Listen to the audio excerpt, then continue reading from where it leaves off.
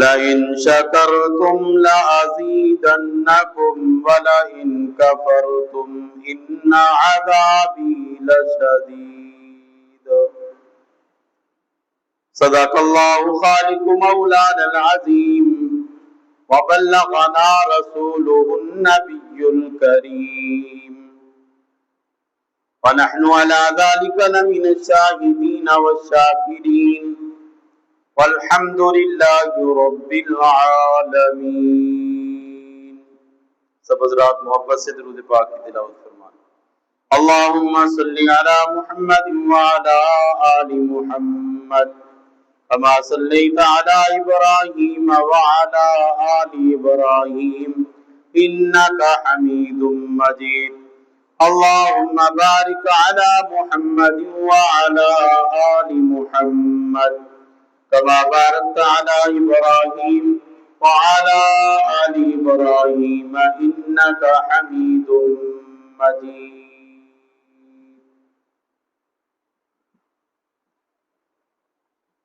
میرے انتہائی واجب الاحترام برادران اسلام، معزز سامعین، بزرگوں، عزیز دوستوں، بھائیوں، آج 14 اگست کا دن ہے۔ یہ ملک 14 اگست 1947 میں آزاد ہوا۔ ریاست اسلام کے نام پہ بنی، کلمہ کے نام پہ بنی۔ سب کا نعرہ ایک ہی تھا کہ پاکستان کا مطلب کیا؟ لا الہ الا اللہ۔ اس ملک کی آزادی کے پیچھے بہت بڑی قربانی کی تاریخ ہے۔ آج تو ہم سمجھتے ہیں کہ جیسے یہ ملک پلیٹ میں سجا کے ہمارے سامنے رکھ دیا گیا، اور وہ قربانیاں جو اس ملک کے لیے علماء نے، ایمان والوں نے، مسلمانوں نے دی، وہ ہمیں یاد ہی نہیں ہے۔ اس لیے تو آج کا نوجوان باجا بجا کے خوش ہوتا ہے، اس لیے آج کا مسلمان ڈانس کر کے خوش ہو رہا ہے، اس لیے آج کا مسلمان گانا چلا کے خوش ہو رہا ہے۔ کیا مزہ دو گے؟ اس کو نہیں پتا کہ ان مسلمانوں نے کتنی قربانیاں دی ہیں اس ملک کے حصول کے لیے، کتنے علماء تختیدار پہ چڑھ گئے اس ملک کے حصول کے لیے، کتنے ایمان والوں کو توپوں کے سامنے باندھ کے توپیں چلا دی گئی اس ملک کے حصول کے لیے، کتنے مسلمانوں کو ہندوستان کے درختوں سے لے کر پشاور تک جتنے درخت ہیں، سب درختوں پہ علماء کی اور عوام کی لاشیں لٹکتی ہوئی نظر آ رہی تھی۔ اس ملک کے لیے اپنی وراثت کو چھوڑا، اپنی مکانوں کو چھوڑا، جائیداد کو چھوڑا، بچے ان کے رل گئے اس ملک کے لیے۔ کسی کی بہن رل گئی، کسی کا بھائی رل گیا، کسی کا ماموں رل گیا، کسی کا چاچو رل گیا، کوئی ایک پہنچا، کوئی دو پہنچا، پتہ ہی نہیں یہ کتنے گم ہو گئے۔ یہ قربانیاں ہیں۔ اس ملک کی آزادی سے پہلے اس بر صغیر پر انگریز قابض ہوا 1801 میں۔ پہلے انگریز کو نکالا، پھر یہ پاکستان بنا۔ اگر انگریز نہ نکلتا تو یہ پاکستان نہ بنتا۔ اس انگریز کو نکالنے میں علماء کرام کی بہت بڑی محنت ہے۔ شاہ ولی اللہ محدث دہلوی رحمہ اللہ، انہوں نے یہ آواز اٹھائی، اگر ہم انگریز کو بر صغیر سے نہیں نکالیں گے، مسجد ختم، قرآن ختم، نماز ختم، اللہ کا نام لینے والا ختم. یہ عیسائی اور یہودی تھے اور یہ اسلام کے بہت بڑے دشمن تھے. اس لیے تو جب یہ انگریز آیا اور انگریز کی بر صغیر پر حکومت بن گئی تو انگریز نے سب سے پہلے کام کیا کیا؟ اذان پہ پابندی لگائی. کوئی اذان نہیں ہوگی. پھر مسجدوں پہ پابندی لگائی. پھر قرآن مسجدوں سے نکالے, گھروں سے قرآن کے نسخے نکال کر انگریز نے چوک کے اندر رکھ کے ان کو جلا دیا گیا. کتنا مسلمانوں کا نقصان ہونا شروع ہو گیا. اذان پہ جب پابندی لگی, ایک اللہ والا ایمان کا جو پکا تھا دہلی کی جامع مسجد میں جاتا ہے, دروازے پر انگریز کھڑا ہے, دروازے سے نہیں دیوار مسجد کی پناہ کے اندر پہنچا, چھت پہ چڑھا, مینار پہ چڑھ کے اس نے اذان شروع کی. پہلا لفظ بولا اللہ اکبر اللہ اکبر. انگریز نے نیچے سے فیر مارا, مسلمان شہید ہو گیا. دوسرا مسلمان گیا اور جا کر پھر چھت پہ چڑھا اور جا کر مینار پہ چڑھ کے دوسرا لفظ بولا اللہ اکبر, وہ شہید کر دیا گیا. تیسرا مسلمان آیا, چڑھا اوپر اور چوتھا تیسرا لفظ بولا اللہ اکبر. چوتھا مسلمان آ گیا, چھت پہ چڑھا اللہ اکبر. مسلمان آتے گئے, شہید ہوتے چلے گئے. اذان ہو رہی ہے, اذان چلتی جا رہی ہے, اشہد ان لا الہ الا اللہ, شہید ہو گیا. پھر کہا اشہد ان لا الہ الا اللہ, چوتھا بھی شہید.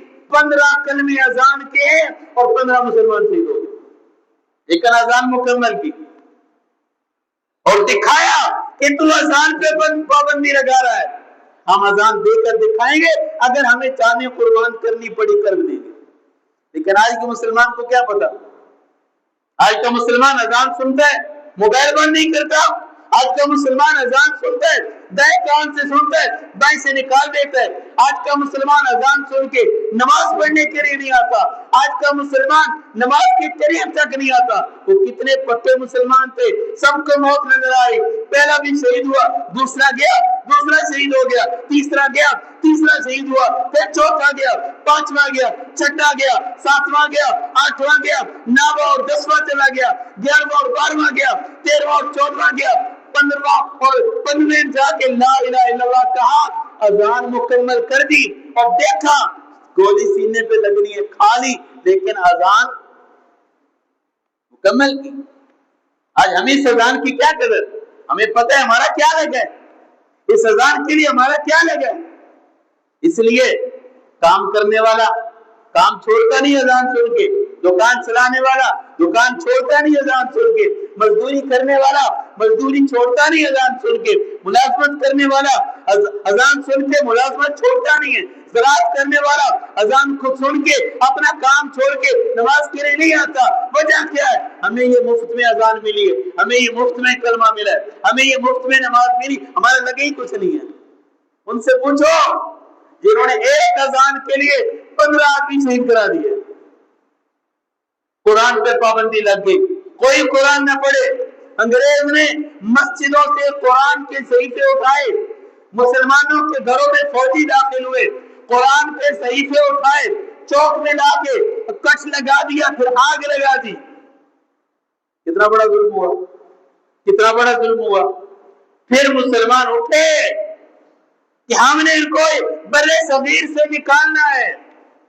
شاہ ولی اللہ محدث دہلوی اٹھے, شاہ اسماعیل شہید اٹھے, شاہ عبدالعزیز محدث دہلوی اٹھے, سلطان ٹیپو اٹھا, بڑے بڑے جرنیل آئے اور انگریز کو لوہے کے چنے دبائے اور ان کو نکلنے میں مجبور کیا. ایک انگریز مسجد کے قریب سے گزر رہا تھا تو دیکھا مسجد سے قرآن پڑھنے کی آواز آ رہی ہے, مسجد سے قرآن پڑھنے کی آواز آ رہی ہے. حالانکہ قرآن سارے اس نے شہید کر دیے, سارے قرآن کے صحیفوں کو آگ لگا دی. پھر مسجد سے آواز آ رہی ہے.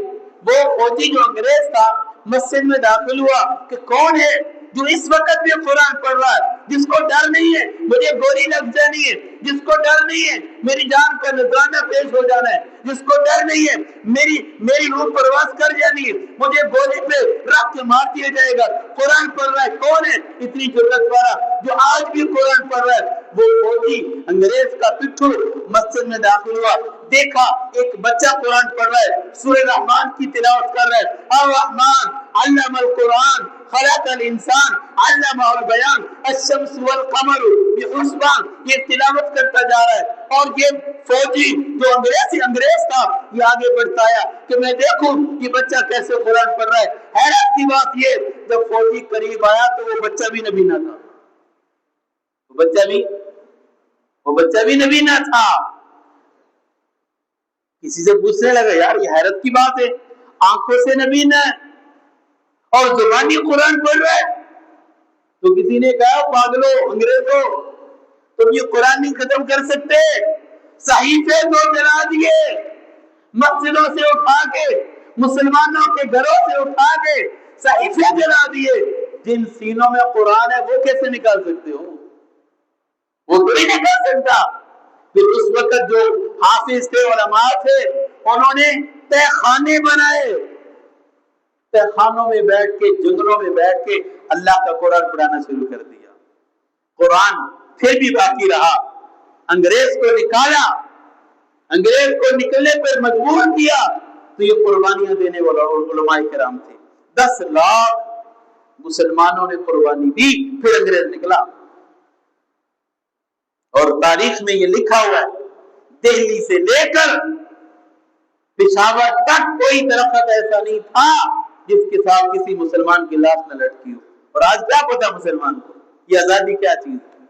اس کو بس باجے بجانے کا پتہ ہے، ناچنے کا پتہ ہے، قوالیاں لگانے کا پتہ ہے، ڈانس کرنے کا پتہ ہے، یہ نہیں پتا کہ یہ ملک کس مقصد کے لیے آزاد ہوا تھا، اس کے بنانے کا مقصد کیا تھا، یہ پتہ نہیں ہے۔ اور جب یہ بٹوارا ہوا، پاکستان بنا، ہندوستان بن گیا، پاکستان علیحدہ ہوا، تو پوچھو بڑے بزرگوں سے جو ابھی کم رہ گئے ہوں گے، جو 80-90 سال کے ہیں، کیونکہ پاکستان کو بنے ہوئے بھی 80 سال ہو گئے، ایک سال کم 90 سال ہو گئے، ان سے پوچھو کہ کتنی قربانیاں ہوئی۔ جو ٹرین ہندوستان سے مسلمانوں کو لے کے پاکستان آتی، راستے میں ان کو کاٹ دیا جاتا، ٹرین کے دروازوں سے پانی نہیں نکلتا تھا، خون نکلتا تھا، خون، گردنیں کٹی ہوتی تھی، عورتیں ان کے پستانوں کو کاٹ دیا جاتا۔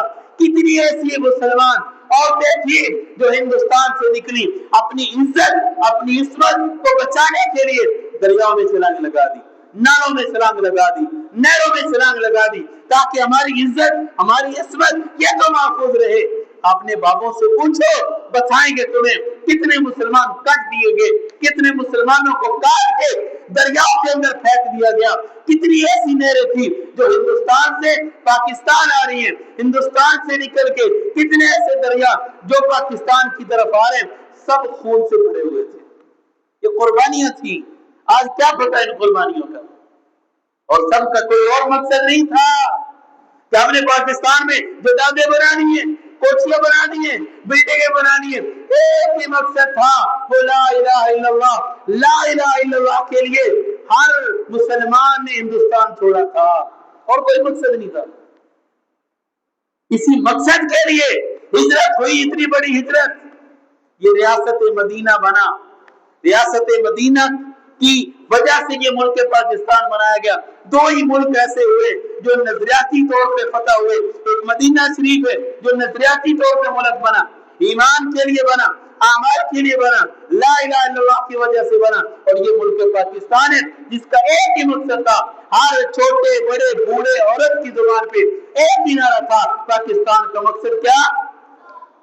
لا الہ الا اللہ، یہی وجہ تھی اور کوئی مقصد نہیں تھا۔ جو اتنی بڑی قربانی ہوئی اسی مقصد کی وجہ سے ہوئی، اور آج یہی مقصد ہم سب بھولے پڑے ہیں۔ ہمیں تو چاہیے تھا کہ اتنی بڑی اللہ نے نعمت دی، آزادی بھی ایک بہت بڑی نعمت ہے، یہ ملک پاکستان بھی بہت بڑی اللہ کی نعمت ہے، آزادی ملی اس پہ ہم اللہ کا شکر ادا کرتے۔ بنی اسرائیل والے تھے نا، اللہ نے ان کو آزاد کروایا۔ بنی اسرائیل وہ ہے جن میں سب سے زیادہ نبی ہے، 70,000 انبیاء کرام بنی اسرائیل میں آئے، اللہ نے ان کو بڑی فضیلت دی، حضرت موسیٰ علیہ السلام کو اسپیشل اسی کام کے لیے بھیجا، ان ارسل معنا بنی اسرائیل۔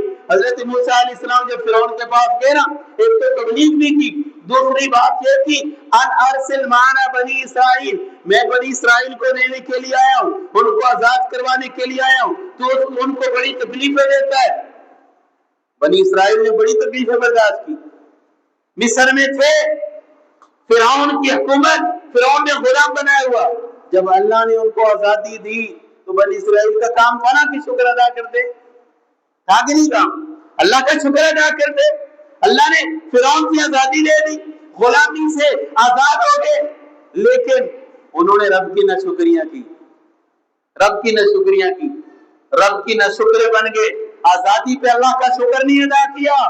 پھر اللہ نے ان کو عذاب دیا، انہوں نے جب اعمال بگاڑے ان کے حالات بھی بگڑ گئے۔ اعمال ہم بنائیں گے، حالات اللہ بنائے گا، یہ پکی ڈھکی بات ہے، اس کو پلے باندھ لو۔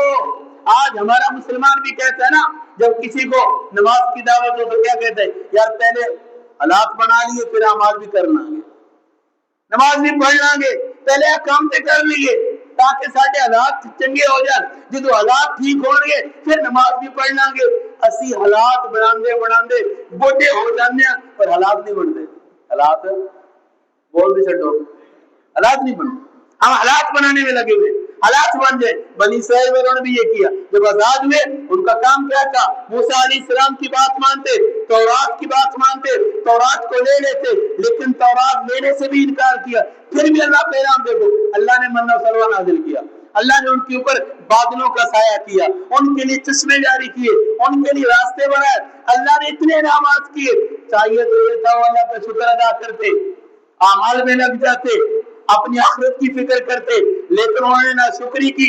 اللہ نے پھر ایسا ان کو پکڑا، کسی کو بندر بنایا، کسی کو خنزیر بنا دیا۔ وجہ کیا؟ انہوں نے آزادی کی قدر نہیں کی، آزادی کی قدر نہیں کی۔ آج ہمارا حال بھی ہے، ملک تو آزاد ہو گیا، ہم آزادی کی قدر نہیں کر رہے۔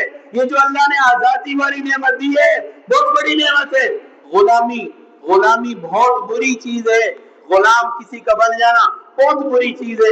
ایک دن کی آزادی 100 سال کی غلامی پر بھاری ہے۔ آزادی اللہ کی بہت بڑی نعمت ہے، اللہ نے ملک آزاد کروا دیا، ہم آزادی کے مقصد کو نہیں پہچان رہے۔ یہ ملک کس لیے آزاد ہوا تھا؟ قربانیاں کس لیے دی گئی؟ اسی وجہ سے دی، ہمارے بزرگوں نے، ہمارے بڑوں نے قربانیاں اسی وجہ سے دی۔ ہم لا الہ الا اللہ کے لیے یہ قربانیاں دے رہے ہیں، ہم ملک کو چھوڑ رہے ہیں، وراثت کو چھوڑ رہے ہیں، مکان کو چھوڑ رہے ہیں، تاکہ ہم لا الہ الا اللہ کا قانون لے کر اپنا علیحدہ ملک بنائیں گے، تاکہ کل آنے والی ہماری اولاد وہ کلمہ پڑھنے والی ہو، آنے والی ہماری اولاد نماز پڑھنے والی ہو، آنے والی ہماری اولاد اس کو دین کا پتہ ہو، قرآن کا پتہ ہو، شریعت کا پتہ ہو، اس کو مساجد کا پتہ ہو، مدارس کا پتہ ہو، وہ قرآن مجید کو سمجھنے والے ہوں، ان کی زندگی اسلام کے مطابق ہو۔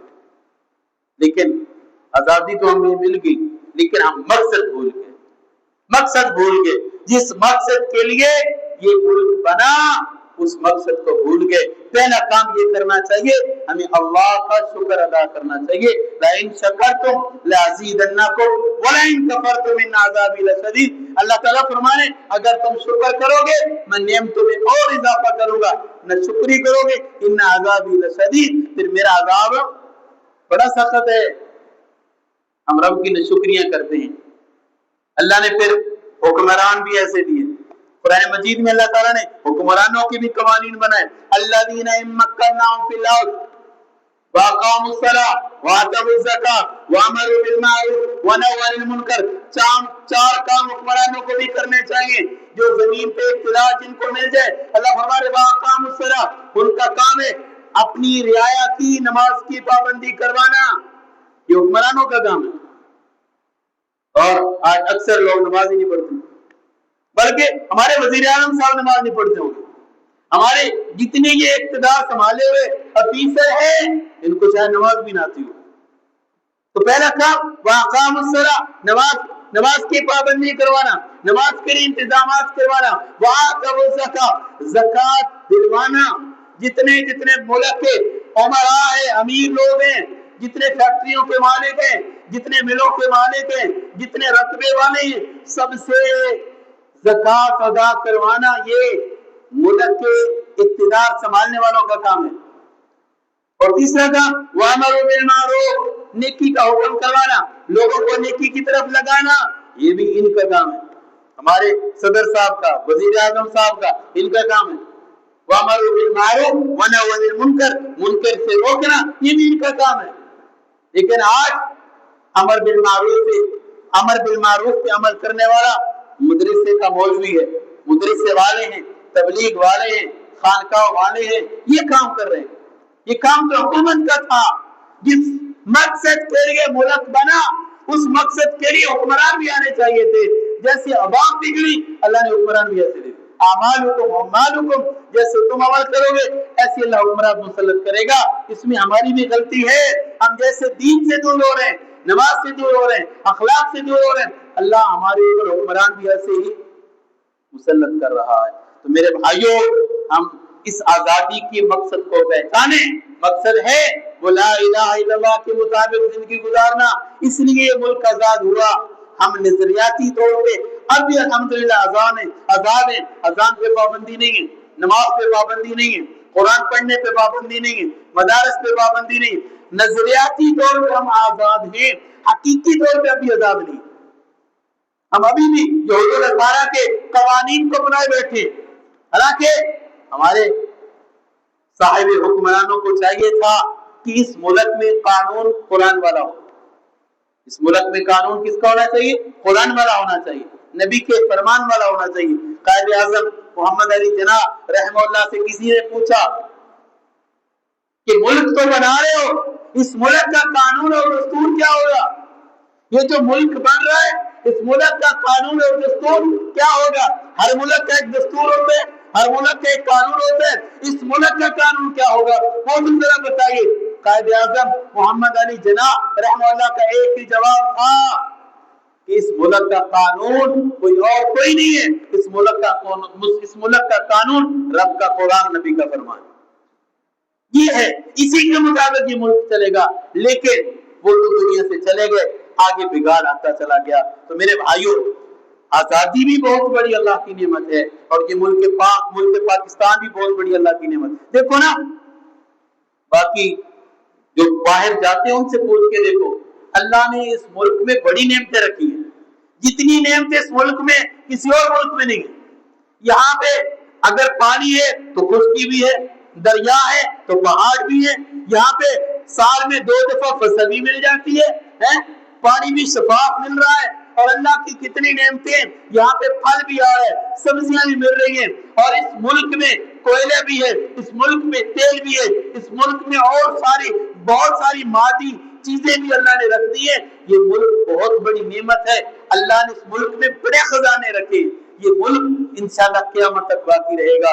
ہمارے لیے گزارش ہے کہ ہم اللہ کا شکر ادا کریں، اس آزادی پہ شکر ادا کرنا چاہیے، باجے نہیں بجانے چاہیے، اس ملک کی آزادی پہ گانے نہیں چلانی چاہیے، اس ملک کی آزادی پہ ڈانس نہیں کرنا چاہیے، اس ملک کی آزادی پہ کیا کرنا چاہیے؟